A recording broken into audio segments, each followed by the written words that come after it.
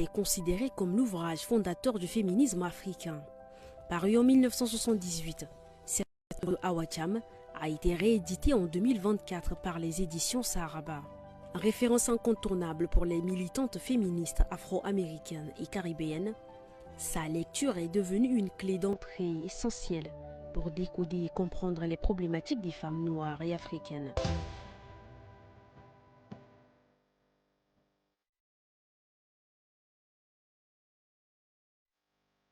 Ndeifatou Kane a préfacé cette réédition. L'autrice et chercheuse sénégalaise est l'invitée de Les Saveurs de l'écriture. Émission à suivre ce mercredi de 15h05 à 16h sur RSI. voilà ñu yegg si nag ci sunu gan Ramatoulaye Sarr ma bàyyi la nga présenté ko. mi ngi Arona jaajëfal la nuyuwaat auditeur rajo Sénégal tey nag ñu am mbégte dalal fi beneen gan muy rek le colonel Ndiagne Diouf nekk directeur de l'action sociale des armées mon colonel nuyu nañ la di la dalal ci Salam Sénégal. asalaamaaleykum Adja Rama et monsieur Arona Diouf ñu ngi leen di nuyu auditeur rajo Sénégal et di am bànneex ak mbégte yi ñëw seen plateau merci en tout cas de nous avoir invités. Merci. dañuy fàttali rek nag prétexte bi ñuy choisir rek moo di da ngeen nekk ci campagne nationale. mu aju ci rek jàppale ñi nga xamante ni ay blessé la ñu woon ci xeex lañ ko jëlee ci guerre wala lu mu mënti doon daal ci militaire yooyu la ngeen di ko amal fukki fan ak ñaar ci weeru octobre 12 octobre ba fukki fan ak juróom-ñeent ci weeru décembre bi moo colonel tey jii boo ñu doon njëkk a xamle direction bi nga xamante ni moom nga yor mu aju ci wàllu action sociale lan nga ñu ci mën a dénk. waaw Adja Rama direction bi ma yoree mu tuddee direction de l'action sociale des armées daanaka maanaam bu ma mënee wax loxowu suñu kilifa chef d'état-major général des armées bu jëm ci wàllu social donc bu ko wax social rek voilà wax nga maanaam bànqaas yoo xamante ne mooy toppatoo njabootu soldat waaw suñu nekkee ci yenn jafe-jafe yi wala même du leen di accompagner bu ñu nekkee ci liggéey bi et ci daanaka bu ñu bëggee tënk li xamante ne mooy maanaam mission bu muy amee maanaam bokk na ci di def ay jéego di xool népp lu mën a jëlee bëgg-bëggu wala lépp lu lié ak sollicitation wu personnel wu armée ak seen njaboot voilà bokk na également di leen mën a gunge ci lu mel ni wàllu santé sociale surtout jëmale ko ci ñi nga xamante dañu am laago ci armée am feebar et loolu di ko ci def ak du ñu tuddee benn fondation bu am bu tudd fondation des invalides man di aussi di xool nu ñuy ceytu et di développer donc ay partenariat donc avec yeneen structures yoo xamante ne nekk na ci armée wala nekk ci civil yi yu yëngatu ci mbiru social bi voilà et que am na ci boo xamante ne nag dañ koy gën a fësal ci famille yi maanaam xam nga famille yi ku wax militaire wax doom yi ku wax jabar yi loolu aussi DASA da ci yëngatu ndax mooy jéem leen encadrer pour mën a favoriser lu ñuy wax épanouissement maanaam vraiment seen nekk ak yu mel noonu boole ci nag di mën a organiser activité récréative pour xale yu ndaw yi ci biir camp yi donc fexe daal ba ñoom ñuy mën a am un bien-être voilà et que nag lépp lu bokk ci réinsertion sociale parce que militaire moom daanaka boo demee ba am na fa da nga fay yem war a delluwaat civil parce que civil nga jógee civil ngay dellu donc man di leen accompagner accompagnement bi ci maanaam tàggat leen pour reconversion ensuite man leen jàppaleel pour la réinsertion vraiment bu ñu jeexalee seen service donc bu ma ko jéemee tënk daal mooy fexe daal nu ñuy accompagner aussi bien soldats yi mais ak seen njaboot yi ci épanouissement bi pour que ñu mën a vraiment dund gu sell dund gu maanaam bu naat gu naattal voilà ñu gis ne ci seen ci campagne nationale delloo njukkal boobu am na sax ay action yu ngeen jotoon a def waaye dañu bëggoon xam action yooyu nan ngeen def pour militaires yooyu nga xamante ne ay invalide la nu ngeen procédé ci wàññi leen ci jël leen ci ñaata lim la ñu toll au niveau national la ngeen wax est-ce que ça veut dire que da ngeen di sillonner toutes les régions dem fu nekk ci bërëb yi ngir rek apporter assistance boobule te fondation bi soo ci mënee dikk nga wax ñu ndax c'est les armées ñoom ñooy jël en charge li nga xamante ni moom ngeen di yëkkati pour jox ko njaboot yooyu leen. waaw comme ni nga ko xamee rek. campagne bi ñu door. mu tudd campagne delloo njukkal. donc idée la boo xamante ne suñu njiit le chef d'état-major général des armées général Mbaye Cissé donc bi mu yéegee en tout cas bi mu toogee ba léegi amoon na en tout cas amoon na benn yëg-yëg. ci catégorie boobu. voilà mu ubbiloon leen buntam benn ba ñaari yoon gën a xam maanaam yenn doléance yoo xamante ne nekkoon na di revenir bon mu doon commencé di leen jàppale mais ci biir jàppale boobu am lu ko ci marqué mooy bi tabaski jotee. mu amoon ay xar yoo xamante ne jotoon na leen mooy daal yii moom dama leen koy jagleel parce que comme que daje naa ñoom ñaari yoon dégg naa seen i mbëbët. donc xam naa ne am na encore quelques difficultés malgré li état di def parce que état aussi buñ ko fàtte. état moo leen di employé état aussi mu ngi leen di accompagner parce que am na ay ndàmpaay yu mu leen di jox ba ci yu mujjee yéen tudd indemnisation sociale yi donc état nga koy def mais malgré tout gis nañ ne ba tey amoon na encore yeneen bëgg-bëgg yoo xamante ne naturellement peut-être ku génn armée ndax laago wala nangam di nga am peut-être dans ce avenir jaar peut-être ay projet yoo xamante ne peut-être àggul et que mu gisoon ne rek occasion la woon pour moom ci tabaski bi xar yu mu yoroon une centaine ne da leen ko jox offrir mais bi mu réaction bi mu am mooy après loolu comme que dañ ko médiatiser rek beaucoup d'autorités de façon spontanée il a dit mais tiens mais mon général lu mel nii kañ boo koy def mais xanaa war nga ñu ko wax voilà et de la diaspora partout a vraiment manifester vraiment un mécontentement et ensuite une disponibilité pour mën a accompagner lu mel noonu bon mu ne rek bon tiens comme que demee na noonu te ñun ci biir armée dañ yàgg am genre journée bu ñuy consacré à ces derniers généralement c'est au mois de décembre tuddee ko journée de solidarité mu ne dañ ko daal def rek ci benn bés mais comme que lu mel ni am na te gis naa ne ñu bari bëgg nañ ci dugal seen loxo mais pourquoi pas ubbi ko parce que armée yi aussi mais affaire nation bi la affaire dëkk bi la ñëpp a ko bokk donc pourquoi armée war ko garder rek ci biiram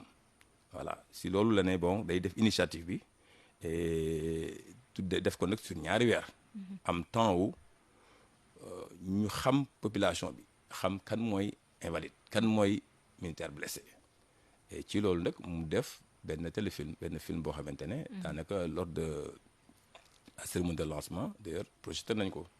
et on espère que avec la RTS nañ ko mën a en profiter pour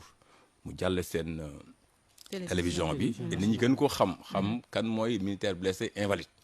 voilà et ci loolu bi ñu ko defee ba noppi nag mooy léegi nag dañuy jël pendant ñaari weer dem ci nit ñi dem ci autorités yi wax leen pour que ñoom ñu dugal seen loxo parce que ñii soldaaru Sénégal lañ donc ñëpp leen moom donc du affaire armée rek voilà parce que na ñeneen ñi doon wax ne lu tax wax yëguñu ko pour le moment c'est l'occasion que ñu dem ci nit ñi ñu xam ko et ci biir invalides yi ma wax xamal la ne seen lim toll na si 6470 environ et ci ñooñu am na ñu nekk en activité am na ñoo xam ne ba tey ñu ngi ci armée mais am nañ laago mais seen laago mën na leen permettre ñu liggéey am na ñoo xam ne nag bu ñu amee benn taux bi seen laago du leen mën a permettre ñu liggéey donc lañ leen di libérer donc ñu dellu seen kër jox leen ndàmpaay et puis di leen continuer di leen accompagner pour ñuy faju ci ñooñu toll nañ ci plus de 3650 ñi ñuy libéré bàyyi leen pour ñu voilà wala ñoo xamante ne ci seen service jéem am na ñoo xamante aussi dañ leen libéré parce que seen kattan wala nangam moyetu leen ñu continuer liggéey donc effectif boobu moom lañ ne ñooñu nañu fexe ba surtout ñoom xool nu ñu leen mën a amal benn campagne de recherche de maanaam bu tuuti xaalis parce que ñoom am nañu ay projet parce que bi ñu ñëwee toog a SEMGA ñaari yoon ay projet dañuy wax bëgg a def lii parce que ñoom bu ñu sañoon comme que am nañu ci desee encore ndaw ñu mën a continuer di liggéey yëngatu. di bañ taxaw fenn di tàll seen loxo. voilà et que dignité justement sax dagguma la mon colonel yaa ngi koy wax sànq seen réinsertion lu am solo la tey ji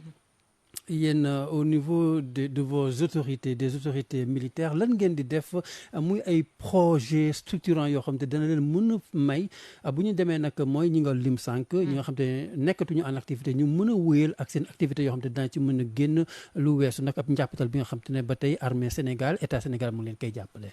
waaw loolu xam nga ñun dañu am lu ñu tuddee pôle social maanaam am nañu organisation boo xamante ne armée dañu dajale ay structures à caractère social tudd leen pôle social et regrouper leen au niveau de Wakam ci camp Abdoulaye Traoré benn am na ci benn boo xamante ne problème logement lay toppatoo muy tuddee ko comico am na wax ne problème wér-gu-yaram lay toppatoo tuddee ko mutuelle am na wax ne problème logement administratif parce que bële logement privé la comico voilà coopérative privée la mais administratif am beneen boo xamante ne ñu ngi ko tuddee agence de réinsertion sociale donc des militaires ak ndëkk boo xamante ne mooy fondation des invalides et militaires mutilés maintenant agence de réinsertion sociale boobu daanaka moom sax la ñu ne bii yoon nii dañuy def nii dañuy def benn commission boo xamante ne spéciale boo xamante ne moom moo koy piloté parce que comme am na xarante te état bi da koy accompagner si ñun suñu soldats yi xamante ne bu ñu demee ba war a jeexal service militaire moo leen di jël tàggat leen utal leen ay diplôme et di leen jàppale ci placement ak ñoo xamante ne dañuy def juste service militaire je veux dire durée légale ñooñu aussi bu ñu war a jeexal moo leen di préparer d'accord donc kooku am na ay jumtuwaay et am na ay partenariat ak état pour man bés bu ñu amee xaalis bi déjà commencé na ko déjà parce que dañuy wax ne invalide yéen di ngeen bëgg a seen projet wax leen ñu ko ba ñu jox ñu ko ñu jël ko ne ko nekk yéen comme que yéen a ko tànnal seen bopp Semgaane Bon li mu bëgg mooy ñu am ñetti exigence bu njëkk bi mooy inclusion lépp lu ñuy def ñoom nañ nekk ci biir donc ñu ngi ci commission yëpp beneen bi mooy transparence maanaam xaalis bi fu ñu war a dem jël xaalis ak nangam nu ñu ciy def ñu fexe ba ñoom lépp lu ci am ñu xam ko waaw et boobu mu dénk ko le directeur de l'internat donc c'est-à-dire que internat aujourd'hui yenn compte lu ñu jël teg ko lépp xaalis buy jaar ci compte yi fa lay jaaree et ci biir commission boobu donc invalide ñu ngi ci biir beneen bi mooy transparence donc lépp lu ñuy def day leer donc ñooy ànd ndox ñoom dem ci autorités yi am nañ ñetti équipe yoo xamante ne ñu ngi nekk sur le terrain di dem auprès des autorités et bu ñuy dem équipe bu ne dina am benn représentant donc des invalides donc amuñu même les plateformes yi xamante ne moom la ñuy def au public dañ ne demuñu kenn di wax jox ma xaalis déedéet plateforme yi ñu ngi noonu benn nekk na Wave benn nekk na Orange delloo njukkal ku ko tapé paiement def direction action sociale di nga ko gis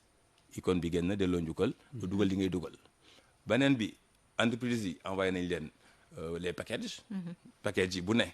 ak chèque ba nga koy dugal donc lépp daal mu doon lu leer lu transparent donc inclusion et ensuite traçabilité donc loolu daal mooy disposition yu ñu jël et que xaalis bépp bu ci rot ñu xam fekkee ñun avec agent de réinsertion sociale prioriser nañu ñoom seen bëgg-bëgg parce que projet yu ñu demandé aussi am na aussi des projets collectifs comme des projets individuels donc ça veut dire que baax na ñu jéem a budgétiser loolu lépp et prioriser ko et bés bu demee ba le 19 xam ne mooy fin wu campagne bi le SEMGA comme ni mu tàmm def chaque année au mois de décembre oo waat toutes les cibles vulnérables yi mu tàmm di leen jàppale neen bi yoon rek chèque bi moom population bi ñoo ko yëkki delloo ko njukkal en guise de reconnaissance et en guise de solidarité su suñu mbokk blessé ak invalidés yi xamante ne ñoo doon xeexal seen dëkk ba tey toll ci bëgg demal seen bopp bëgg am une autonomie bëgg daan seen doole ñu jox leen ko jàppale leen avec armée ñu aider leen pour dans le suivi bu ñu ko soxlaa et sinon ñu bàyyi leen ñu demal seen bopp loolu daal mooy idée bi xamante ne chef d'état-major général des armées am na ko pour accompagner suñu camarades les blessés et les militaires invalides.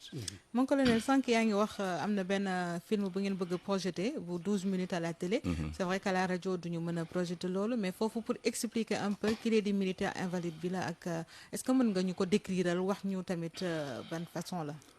waaw bon loolu moom wax dëgg yàlla. xalaatu suñu kilifa bi la et au passage ñu ci remercier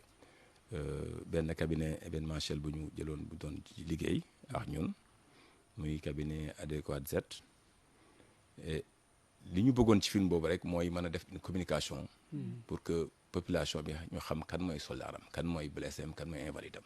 parce que dañuy wax ne souvent armée moom du ñu wax lu bari waaw bien sûr c'est la grande muette. voilà mu ngi noonu la ñuy tooñee mais nag ñu ne nag boobu baax na ci aussi parce que booy dem bay wax dañu defal nit dara baax na ñu xam nit kooku lan lay defal dëkkam parce que en fait bu ñu ne delloo njukkal fekk am fu mu jaar ba ñu yaakaar ne kii kat war nañ ko dellu njukkal maanaam war nañ ko gestu kooku dëkkam la moo taxoon muy xeex voilà donc doon ndaw bàyyi lépp ñëw ne da ngay ñëw pour défendre sa réew sa raaya réew donc kooku dafa am fu muy jaar day bàyyi njaboot day bàyyi papa day bàyyi yaay dem nekk ci ay tàggat nekk ci toolu xare bu demee ba ci toolu xare boobu mu nekk am lu ko ci dal laago wala nangam am na ñoo xamante sax duñ dellu si maanaam seen papa seen yaay duñu leen gisati wala seen doom duñu leen gisati ñooñu buñ demee ba am fa laago ba armée jël la parce que armée quand même ba ngay dem ba ngay dellu si lépp moom mooy garant sa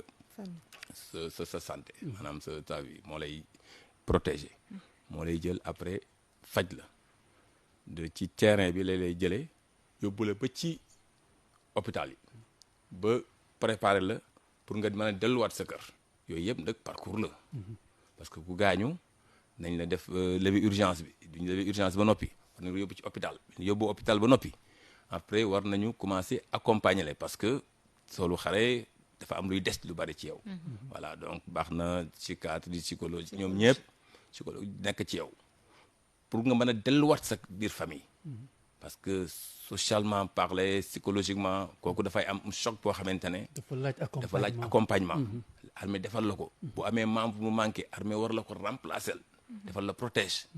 bu defalee protège aussi foog ñu jàngal la ba nga adapté wu ci protège bi ba préparer la pour nga mën a nangu delluwaat sa biir kër parce que am na ñu bari da nga leen di bëgg a génn hôpital duñu nangu génn parce que ils vont penser être un étranger chez eux donc ñooñu xam nga dafa soxla nga jël temps ak ñoom accompagner leen rassurer leen et ensuite préparer les familles aussi à les accueillir parce que baneen nit la ñuy am mooy suivi bi après mooy suivi boobu nag ok et nag mu amaat membre bu muy sentir ne bokkul ci moom appareil kooku déjà rek pour nga habituer ko mu ci dox mu ci dem day du yomb voilà ba mu am équilibre ba pare ba door nag xool njaboot gi ni ñu koy accepter accueillir ko et loolu aussi ñu ci kontaan ci suñu soldats yi ndax bari nañu si équipe yoo xamante ne ñoo leen di accompagner ensuite continuer ce suivi di dem seen kër yi di xool di ñëw bu amee tuuti ñu dem maanaam le travail de l'action sociale parce que bu ñu fajee ba noppi nag lii des vraiment c'est l'accompagnement boobu donc DASA ñun loolu la ñuy gën a yëngatu nag maanaam période feebar bi docteur bi yaa ngi koy faj ñun aussi ñu ngi ñëw di ko accompagner di delloo si xel mi ba yóbbuwaat ko ba mu demaat ci këram et continuer ci këram nag vraiment di ko suivre donc loolu daal en grosso modo moom la ñu bëggoon wane un peu ci film bi pour ñu xam ne aussi au-delà de état bi muy def nii am na loo xamante ne aussi population bi ñoo leen war a accompagner et xam ne kii day nax moom si bus blessé la nangam ñu may ko mu toog gis nañ ko fenn circulage nangam ñu xaw ko jox tuuti cër parce que bu demee ci structure médicale yi également ñu def ko muy priorité voilà bu ñu ko gisee ci banque ñu may ko mu ñëw parce que c'est quelqu'un quoi qu'on dise li goon am njariñ ci moom maanaam dooleem maanaam nangam moom la jox réew mi voilà et que bu ñëwaatee ba toog bu bëggee xoolaat gannaawam rek dafay metti surtout bu gisee loo xamante ne war nañ ko ci mën a jàppale te jàppale ñu ko ci moo tax nag armée ne delloo njukkal boobu loolu mooy gën a doon sansam parce que foog ñu xam ñii fan la ñu jaar ak lan la ñu defal seen réew moo tax ñu jël film boobu jouer que de la caserne ba théâtre d'opération. Après wanewaat du théâtre d'opération ba mu jaar hôpitaux yi ba delluwaat këram. Voilà un peu le parcours de l'invalide. Alors mon colonel mu am tamit yenn action yoo xamante ni da nga koy mëne action sociale mën nañ ko wax surtout jamono ji nga xamante ni dañu wax crue du fleuve nga xamante ni impacté na lool population yi dëkkee foofu ci Matam Bakel bi et tout ça ñu gis ni déployé ngeen seen personnel naka noonu ay hôpitaux def ngeen ko de niveau 1 loolu yëpp ci dans le domaine social la est-ce que mën nga dikkaat ci li ngeen xamante moom ngeen déployé personnel bi et tout ça. waaw mais merci beaucoup madame Rama donc loolu aussi di ci profito di masawu suñu mbokk yi xam ne nekk ci dans les régions yi donc Saint-Louis Bakel ak Matam ak voilà côté Kédougou bi également voilà comme ni ngeen ko gisee armée bi affaire bi amee daal vraiment si ndigalu suñu kilifa bi mooy chef d'état-major général des armées donc le profito rapidement dem dans les zones enclavées et surtout éloignées yoo xamante ne ñoo nekk ci kii bi ci ndox mi pour dem apporter leen soutien donc gis ngeen déjà am na aussi bien le long de la Falémé donc des équipes mobiles déjà qui étaient sur le terrain mais ci loolu santé dane dafay jëmmal ay ce qu'on appelle hôpital de niveau 1 hôpital de campagne parce que bu lu mel noonu amee rek dañuy soxla rapidement am des structures yoo xamante ne déjà prêtes pour mën a appuyer action wu ñi nekk ci kanam noonu parce que armée comme vous le savez zone difficile d'accès yi et équipe mobile ñoo fay dem maintenant ci loolu santé militaire de la direction des services de santé des armées déployer rapidement benn hôpital de campagne donc bu mu teg à Bakel déjà parce que boo xoolee Bakel moo nekk booru zone bi xamante ne fa la côté Kidira y a beaucoup de villages yoo xamante ne qui sont impactés villages yooyu mën nañu tudd genre ay Kunkani ay Golmi Yafera Dara Falémé ay Balu donc yooyu c'est des localités yoo xamante ne ndox mi da leen di daanaka jël sax à la limite voilà et que foog ñu am ñoo xamante dañuy mën a dem ba ci ñooñu di leen mën a assister et puis defal leen ay soins et yooyu équipe mobile yi ñoo koy mën def maintenant nag ut benn hôpital niveau 1 ci ginnaaw nekk Bakel donc bu amee des cas sérieux yoo xamante ne nécessité na une intervention beaucoup plus poussée ñu delloo ko ci ginnaaw foofu gars yi jël ko et noonu la ñuy def également au niveau de Matam département Kanel foofu aussi dëkk bu tudd Orkadiéré voilà boobu aussi dañ def la même chose def fa benn hôpital de campagne niveau 1 jëlaat aussi dem ba Kaane côté yooyu ci kanam yóbbu ay équipe benn poste avancé boo xamante na permettre que tout ce qui est village donc environnant yoo xamante ne impacté nañu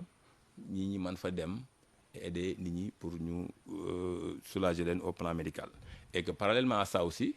am nañu ay stations fluviales yoo xamante ne dañu nekk ci Falémé bi ay Podor yu mel noonu ñooñu doon nañu génn di dem ci population yi pour mën leen jàppale ñu mën leen extraire parce que demoon nañu ba seen bien yeex yëpp commencé di ko ndox mi di ko yàq voilà loolu mën nañ citer donc au niveau de Matam ak Podor donc voilà en gros daal vraiment ñu ngi rafetlu aussi action bi fa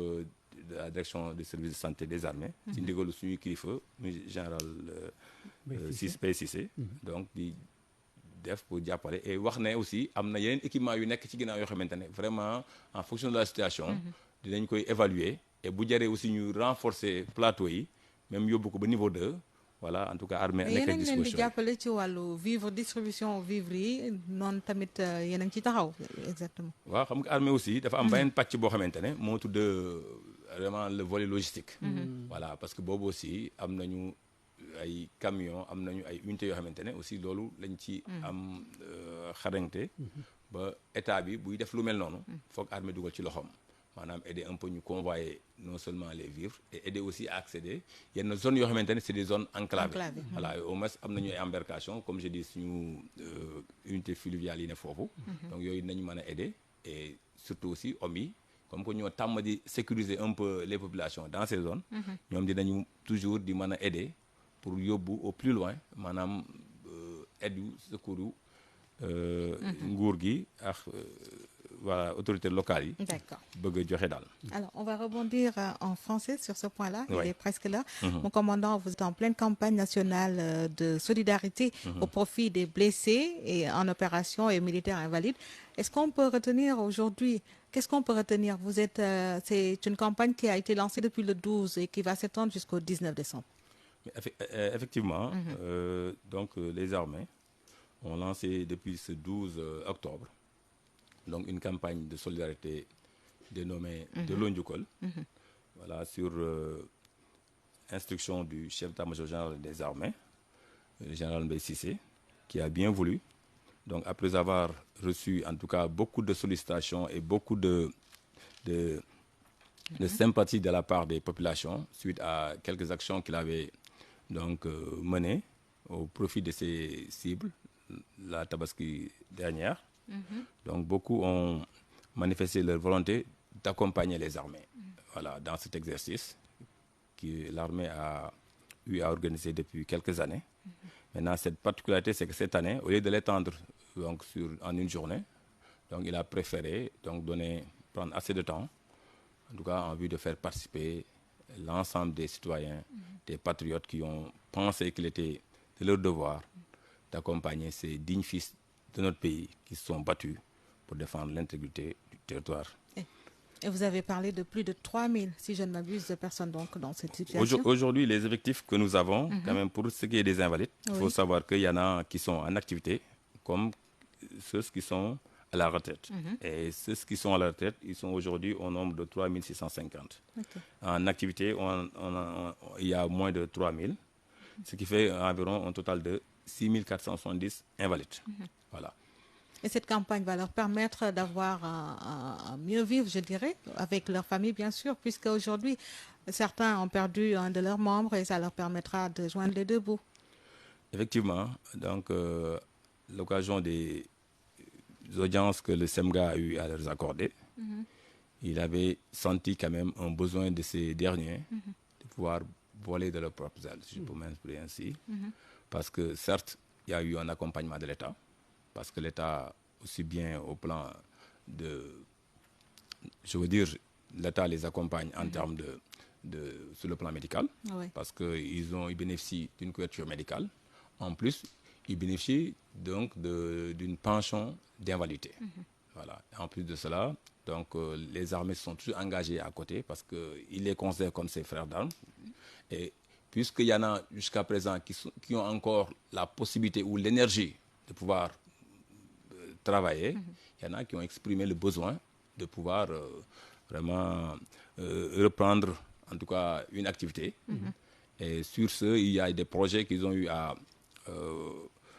proposer, à soumettre en tout cas le SEMGA dans le cadre en tout cas des préoccupations qu'ils avaient. Et sur ce, donc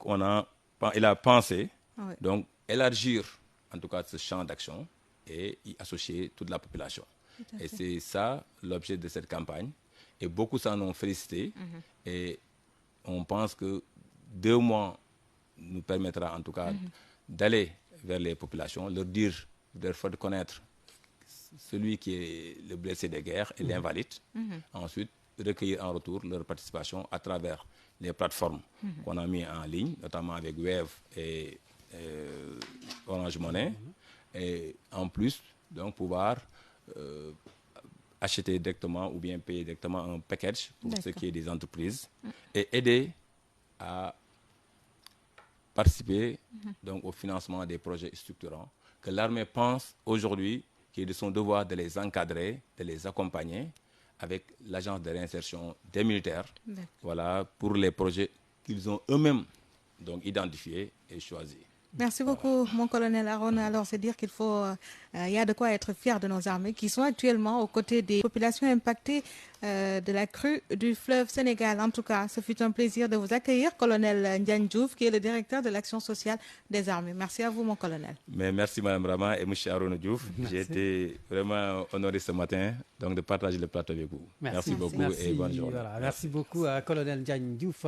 de la direction de l'action sociale des armées. kon mbokk yi fii la ñu yëkkati jotaay yi ñu jaajëfal ñu jàppale nag ci nasam xibaar yi tey ci booba tey rédaction en chef Ndeye Aram Mbaye coordination Demba Malick Mbodj Papa Malick Ndaw Elisabeth Agnès Sarr ci technique bi Ibrahima Fall fegoo ci woon nag Khalifa Lo Mame Ndiémé Sarr moo nekk nag ca CDM ci équipe bi matinale bi nag Salam Sénégal Arona Diouf Ramatoulaye Sarr Adja Fatou Sarr Oulay Kane Mansour Ba Thierno Diallo Ousmane Diallo logistique bi nag Mamadou Bari ci kanam tuuti Oulay Kane 12h45 lu nu waxtaanee ak sunu gan di tey ji yéen nag ñu leen di ubbil téléphone bi ca 33 849 12h45 ba suba ak jàmm incha allah. Salam alaikum Sénégal ngi maaleykum salaam Sénégal ngi nanga def sawa Sénégal ngi. Radio Sénégal International, écoutez et vous nous en direz des nouvelles.